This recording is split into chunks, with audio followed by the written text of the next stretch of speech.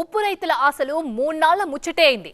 మూడేళ్ల క్రితం లాభాల బాట పట్టిన ఉప్పు సాగు నేడు కష్టాల కడలిగా మారిపోయింది. దళార్ల దోపిడీతో ఉప్పు రైతులు అప్పుల్లో కూరుకుపోతున్నారు. ఉప్పు నాణ్యతను బట్టి గిట్టుబాటు ధర కల్పించాల్సిన ప్రభుత్వం చేతులెత్తేయడంతో దళారులదే ఇష్టారాజ్యమైంది. ప్రకాశం జిల్లా ఉప్పు రైతుల కష్టాల కడగండ్లపై టీవీ9 స్పెషల్ ఫోకస్.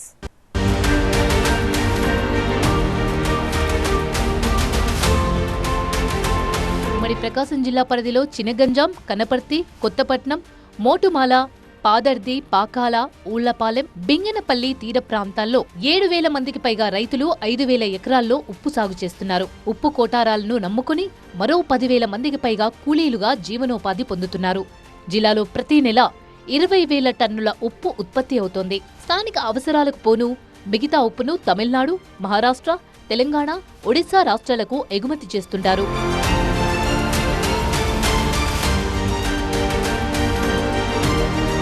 గడిచిన 3 ఏళ్లలో వాతావరణం అనుకూలించి లాభాలు చూసిన రైతులకు ఈ ఏడాది కష్టాలు మొదలయ్యాయి. ప్రకృతి ప్రకోపించడంతో పాటు దళారులు దోపిడీ చేస్తుండటంతో ఉప్పు రైతులు విలవిలలాడుతున్నారు.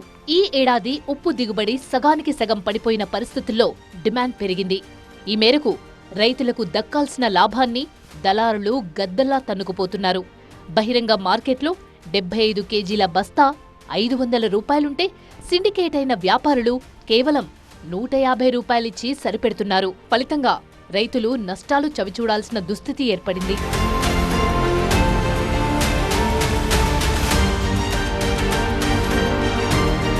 ఓవైపు గిట్టుబాటు ధరలు లేకపోవడం, పెట్టుబడి ఖర్చులు పెరిగిపోవడం, మరోవైపు అకాల వర్షాలకు సాగు చేసిన పంట చేతికందకుండా పోవడంతో ఉప్పు రైతులు అప్పుల ఊబిలో కూరుకుపోతున్నారు. ఉన్న నిల్వలకు దళారులు ధరలు తగ్గిస్తూ దోపిడీ చేస్తున్నారని రైతులంటున్నారు. ఇతర రాష్ట్రాల నుంచి ఉప్పుకు డిమాండ్ తగ్గిందంటున్నారు రైతులు. నేను అయితే లాభపడ్డది, రైతులైతే లాభపడ్డది ఏం లేదు. వ్యాపారస్తులు మాత్రం లబ్ధి పొందుతున్నారు.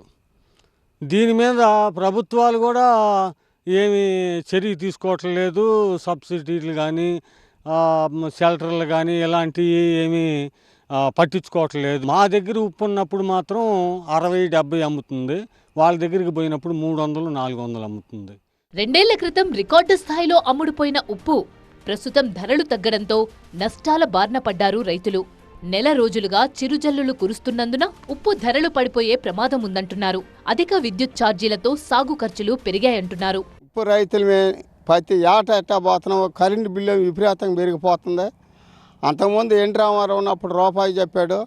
తర్వాత వైఎస్ఆర్ కాంగ్రెస్ టైంలో అసలు తీసేశాడు. మళ్ళీ ఎప్పుటాలా కరెంటు బిల్లులు పెంచారు. ఈ కరెంటు బిల్లులో ఒక నెల గట్టకపోతే పీకేస్తున్నారు. మేము ఎటు తట్టుకోలేకపోతున్నాం సార్. దీన్ని బట్టి ప్రభుత్వం కూడా మమ్మల్ని దయించి ఉప్పు రైతుల్ని ఏదో ఒకరు ఆదుకుంటే మేము తట్టుకోగలుగుతాము.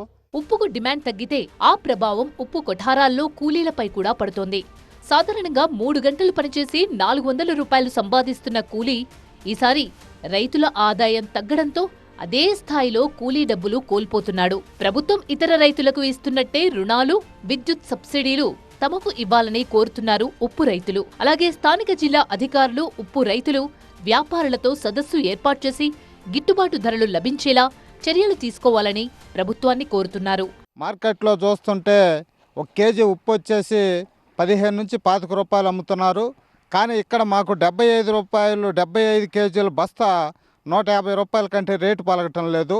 కాబట్టి ఈ విధంగా ఉప్పు రైతులు, ఉప్పు వ్యాపారస్తులు ఈ విధంగా సిండికేట్ అవ్వటం వల్ల ఈరోజు ఇక్కడ రేటు లేకుండా పోతుంది.